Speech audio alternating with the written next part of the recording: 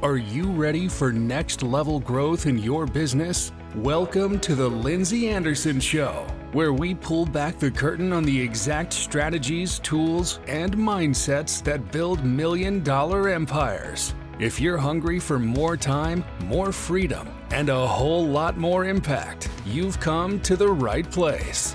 Buckle up, because we're about to ignite your business journey. Now, here's Lindsey. Hey, everybody. Welcome to another amazing episode of The Lindsey Anderson Show. Today, I have another amazing guest, Mr. Brian Biro. He is America's breakthrough speaker. You're going to love this guest. Brian has delivered nearly 1,900 presentations across the world over the last 34 years. He is the author of 16 books, including his bestseller, Beyond Success, and his brand new Lessons from the Legends. Brian was rated #1 from over 40 speakers at 4 consecutive Inc. magazine international conferences. With degrees from Stanford University and UCLA, Brian has appeared on Good Morning America and CNN. Brian was recently honored as one of the top 10 interactive keynote speakers in North America and one of the top 50 motivational speakers in the world. And he's here to talk to us today. Brian, welcome to the show. Thank you, Lindsey. And you get an A+ because you did Brian Biro's bio flawlessly. If you can say it in 3%. But I'm not going to say those 3 words. You're not going to trick me into it, Brian. Not this time. You got you through it once. You did it. Leave it. Stick with the winner. Amazing. Brian, you have so many things going on. You've inspired so many people. If you were to boil all of this down into one thing, what would you say that you are known for? I'm called America's breakthrough speaker, and it's because my passion is about breaking through. When you think about it, every big event that an organization has is about breakthroughs. My perception of leadership is a little different in that most of us have been raised to think that we have leaders and we have followers. We're all leaders. You're the CEO of your own life. How do you show up every day? That's leadership. How do you deal with adversity, with challenge, with change? Big part of leadership. Probably most important of all, what kind of impact do you have on the people around you? Do you lift them up? Everyone is a leader. And so when I say breakthrough leadership is my passion, breakthroughs, it's really about all of us, about being living the kind of life we want to live and having the impact on the people that we want to have, on really creating a difference in the way that we embrace change as opposed to being frightened of it. So I'm called America's breakthrough speaker because I had 1 million people over the last 34 years actually experience a real breakthrough in my programs. I have them all breaking through these 1-inch thick boards at the end of the program. It's a metaphor. It's real. These are real pieces of wood, but it's a metaphor of breaking through fears, obstacles, habits, or doubts. And so my passion is about helping people understand that breakthroughs are not only possible in our lives. That's a big first step, but I want to help people understand how to make them plannable. What are the keys to breaking through? How can you break through with your teenager and really connect with them? How can you break through with your team and with a different generation of people so they really just grab a hold of personal responsibility? How do you build leaders? How do you create trust? Those are the things that I really focus on, and they're all come under the foundational topic of breakthrough and breakthrough leadership. I love that, Brian. Now, so a couple of things here. So, #1, do you mind? Why don't you give us a definition? What is your definition of breakthrough? I feel like we hear this word a lot. What is it? Ultimately, there is only one breakthrough. If you get right down to it, you break through from fear to love. Fear has Wow. many different names. Love has many different names. Every time you choose the fear side, you know it. It makes you tighten up. It makes you think all the reasons you can't or you won't even try. Every time you choose the love side, you're just like my grandkids at 5 and 8 who say anything's possible. You can't wait. So ultimately, the breakthroughs are about doing things maybe when you started out, you didn't know you could do. And to me, breakthroughs only come when you actually start to focus on controlling 3 controllables. There are 3 things that once you master those 3 and you focus on those 3, then you're going to start to do things and create results in your life that when you step back, I don't think I could possibly do that.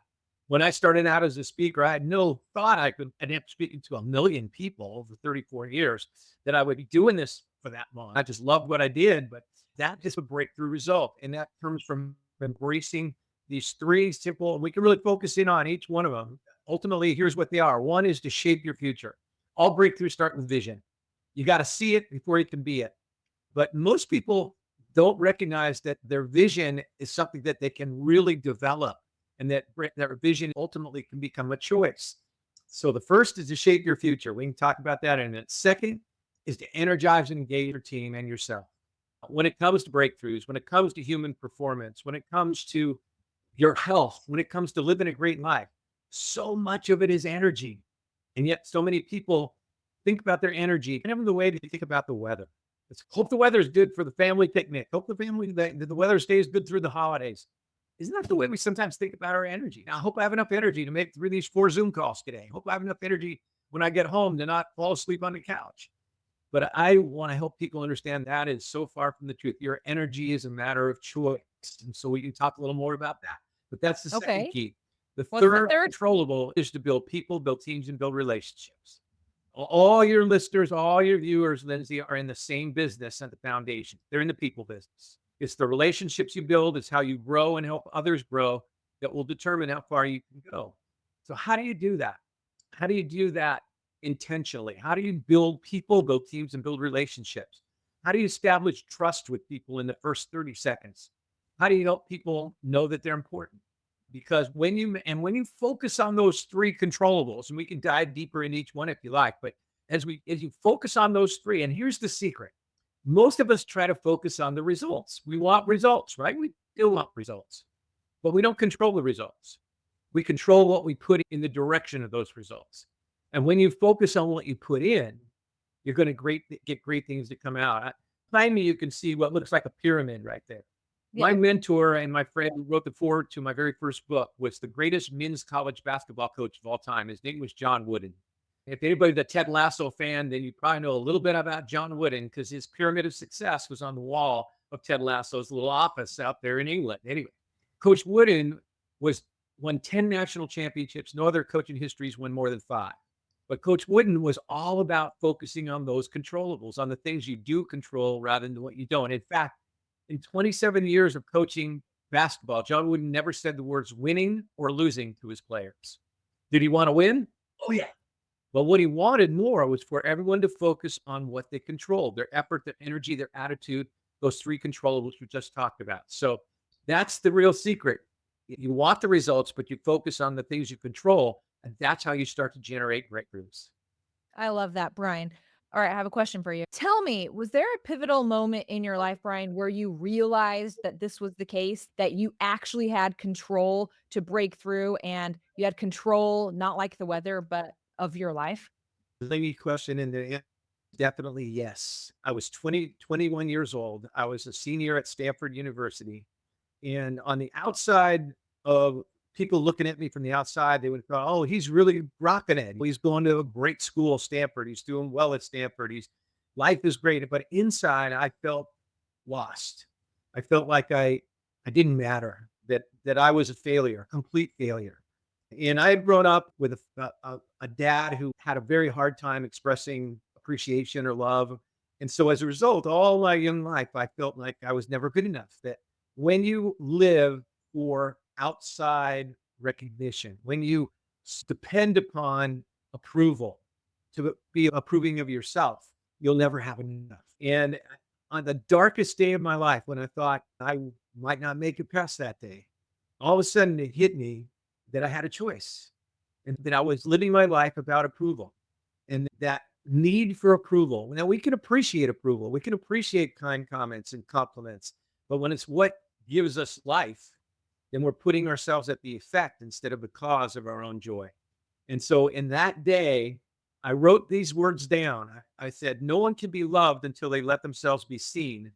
No one can be seen until they learn to love themselves. And so that was the first moment that I began to shift away.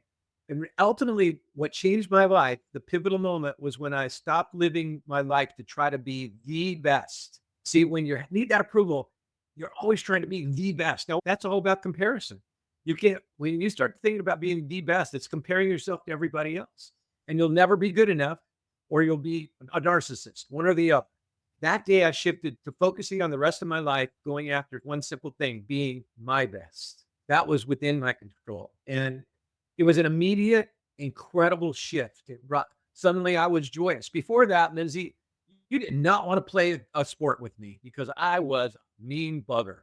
I had to beat you. And Mhm. instantly when I shifted, all of a sudden I was fun to play with. I was fun to do things with. And actually, I performed better when I stopped worrying about comparison and I started focusing on what I controlled, my effort, my energy, my attitude, my spirit. And life just became a richer, fuller thing. So it's a real important thing to remember that within every adversity is planted the seed of an equivalent or greater benefit.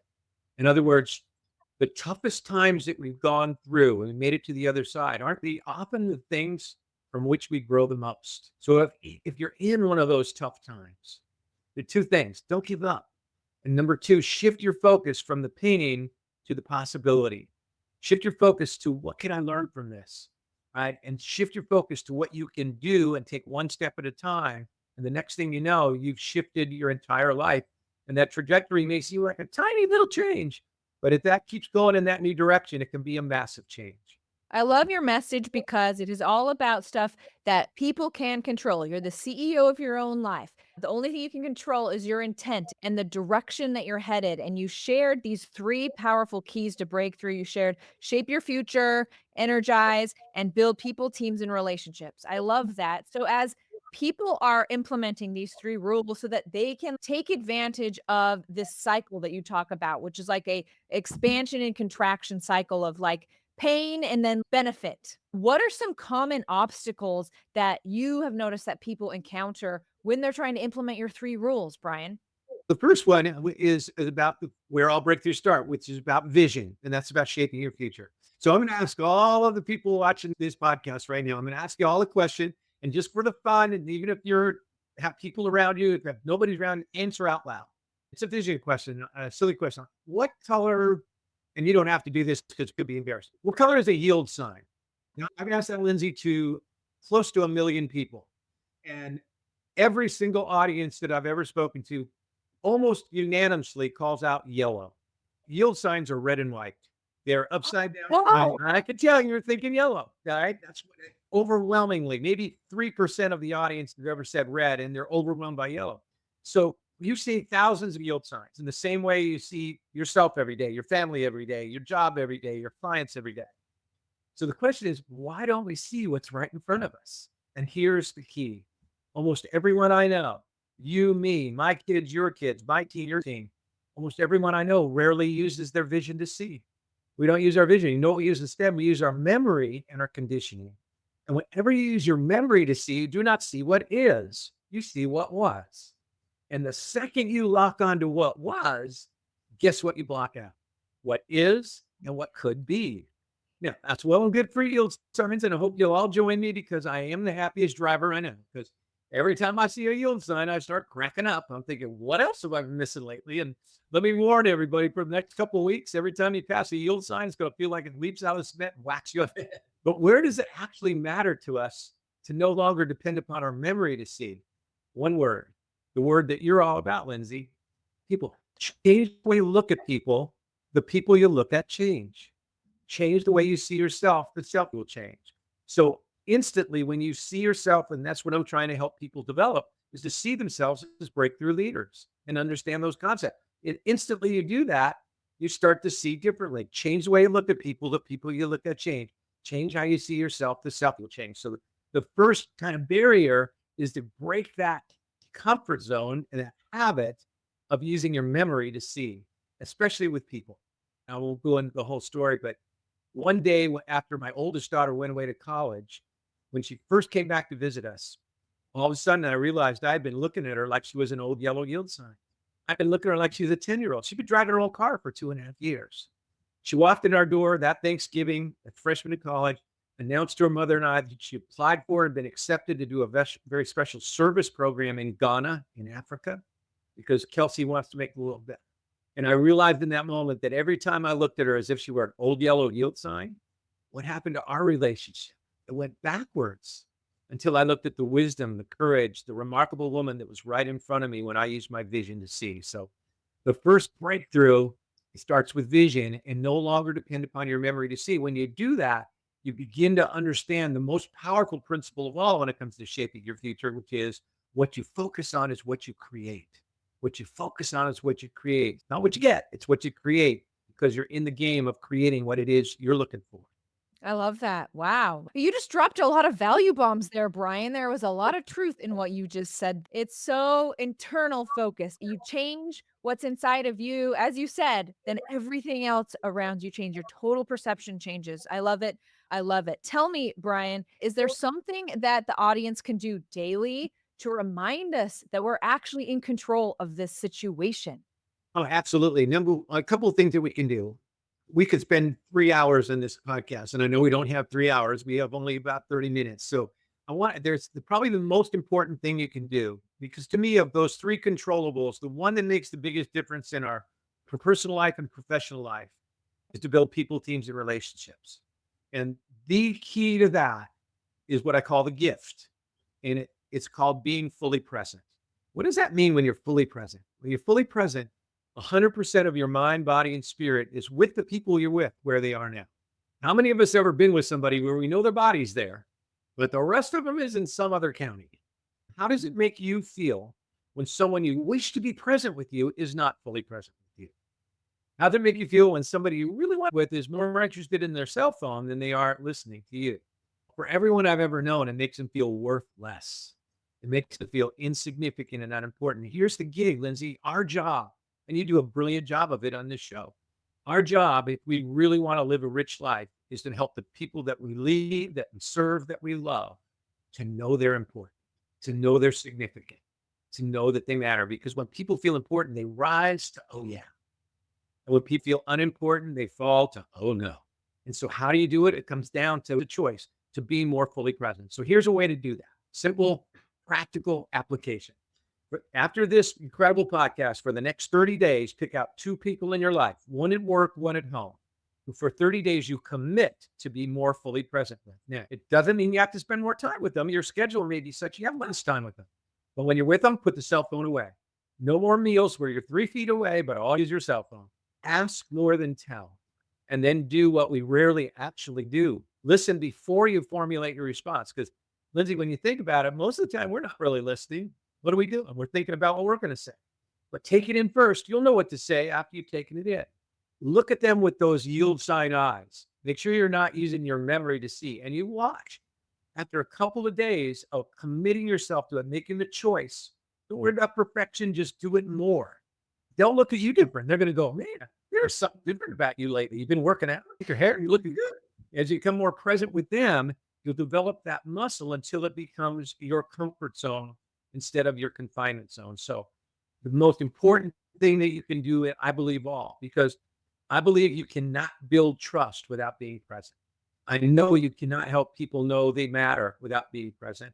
And you'll never have life balance or life rhythm, if you want to call it that, without balance. Because here's the simple truth. Most people think about life balance in terms of equal time. Let's clear it up. You're not going to have equal time. There's 48 hours of stuff to do and 24 hours to do it in, and it ain't going to change. But 5 minutes of being fully present with someone is worth 5 hours of faking it, and you can't fake it. All right. You know when people are fully present.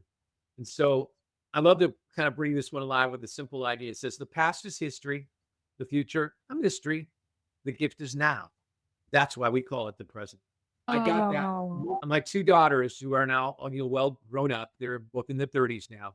Well, when they were 8 and 3, one night when I could have been present with them, tucking them in at night, right before they went to sleep, cuddling with them, loving them, let them know how important they were. I was in the habit of going in my office, 2 doors from where they slept, getting on the phone, right? And this was kind of before there was cell phones, and they walked in my room that night and they looked at me and they said, Daddy, can we ask you something? I said, sure, you can ask me anything. They said, Daddy, do you love your phone more than you love us? I felt the blade going deep. Emerson said, what you do screams so loudly, I can't hear a word you're saying. And in that one moment, my daughters taught me that there's nothing I could ever do that was more important as a dad than to being there, being fully present with them. From that night on, I never, ever again missed one of their dance performances. I never missed one, even though I was speaking. If the event coincided with a big event in their life, I would not take it. I never missed one of their dance performances, one of their big school events. And my life got richer, not only personally, but professionally, because I was doing more with the time that I had. If you want to give the ultimate gift to someone, be fully present. Choice. Well said. So you boiled this down to one thing, and I would like for you to further clarify this, which is basically you're saying, and in your life, you focus on people. And if you focus on how you're making other people feel and other people, then your life will be full in exchange. This is what I'm hearing you say. Is that accurate? And that is rich. And I want to add a caveat to it because it's the truth. Whenever you seek to enrich another person's experience, you can't help but enrich your own because you feel number one, you feel what's the greatest feeling in the world? I think the greatest feeling in the world is to give to someone. When we serve, Mother Teresa said, service is love in action. And when we genuinely give, and there's a difference, giving with the expectation of receiving, giving in order to get, that's not giving. That's a transaction. But giving because you love to give and receiving because you love to give others the joy of giving, that's when you feel the ultimate high, the ultimate. And whenever you seek to enrich another person's experience, you have to go places you wouldn't have gone had you not made that choice. You have to look for new opportunities. You have to look for ways to express yourself better. So you grow by actually caring about and really seeking to enrich others' experience. So it is a full circle. It's some of the best leaders I know have one major falling out. They don't understand the power of receiving. Think about it. What is receiving? If you get right down to it, you really pay attention. Receiving is allowing other people to feel the joy of giving. And whenever you receive poorly, it snatched their joy away. And you Yeah. teach them, if you can't receive well, you teach people that giving can be scary and hurts when people reject your giving. To complete the circle, all right, when you reach out to other people, you seek to give to them without worrying about what's going to come back. It'll come back tenfold. And you'll learn in the process. When you give and then you receive, you are truly a full leader and a full giver. I love that. Brian, I'm double underlining everything you're saying over here. I love it. Let me ask you this question. You've now shared with over a million people the secrets of you have control of your own life. You're not at the whim of whatever life is throwing at you. You're actually creating it. What do you feel is like the future of this way of thinking? You have changed a million lives. Are people going to start thinking this way, Brian? I hope so because that's my passion. I love what I do with so much joy. I joke about it, Lindsay, but it's the truth. When I'm on stage, I am 25 years old. I get off stage, I'm 70 again, but on stage, I'm 25 because I'm doing what I was put on earth to do. And what I've noticed is that people who genuinely do focus on controlling their controllables, who stop comparing themselves to other people and instead focus on improving themselves, people who recognize that their joy, their energy, their presence, their vision are choices, they're happier. One of the books I wrote is It's Time for Joy, How to Become the Happiest Person You Know. And truly, I think that joy comes when you start focusing on controllables. Think about it your own self. When you're focused in on what you do control, you feel momentum, you feel confidence growing. It's when you focus on what you don't control that you get frustrated, angry, you give up. So my vision of this is that the more people do this, the better we're going to be as parents, because when we start using comparison as a tool as parents, we always set up winners and losers, but mostly we set up losers. Why don't you act more like your brother? All of a sudden the brother's good and you're not. And we didn't have to do that. We could focus in on helping them. When we focus on those things, we create joy and we feel gratitude. And gratitude is the highest emotion of all. I love that, Brian. In one sentence or less, you've done all of these things. You've written 16 books and everything. If there was one thing that you wish you would have known before you got started, what would that be? It would have been that life enriches when you focus on being your best and let go of being the best. Well said, Brian. What a beautiful interview. Thank you so much for your time and your inspiring words. Before I let you go, I'm going to turn the time over to you. Let the audience know how to find you and anything else you want us to know. I would love to have you reach out to me via my website. Speaking is my passion. As I said, we talked about on the show, I've spent 34 years to reach a million people. I have, in the next decade, my goal is to reach 1 million more. And that can only happen when people reach out to me to come and speak to their organizations. And my website is brianbiro.com. Pretty simple. It's got all the information about how to reach me. And I promise you, I will get right back to you. I wish you all great joy. Thanks for being a guest on the show, Brian. There you have it, folks. A really awesome episode of The Lindsey Anderson Show. A big thank you to Brian for coming on the show today. As a reminder, if you are looking for how to make more sales on social media and really connecting with the people on social media instead of just posting content and waiting for customers to come in, if you want to know how to make real connections on social media, which will help you build your business, make sure that you're signed up for my upcoming workshop called the Social Media Sales Machine. All you need to do is head over to lindsaya.com/workshop, and I'll share with you the who, what, when, where, why, and how of how to post on social media to attract high quality relationships, clients, and collaboration partners. Thank you so much for joining me for this episode of The Lindsey Anderson Show. Cheers to you and your success. That's a wrap for today's episode of The Lindsey Anderson Show. If you loved this episode, don't forget to subscribe, leave a review, and share how you're leveling up your business. Want more? Connect with Lindsey Anderson and get the tools you need to crush your goals at lindsaya.com. Until next time, keep pushing, keep growing, and turn those business dreams into reality.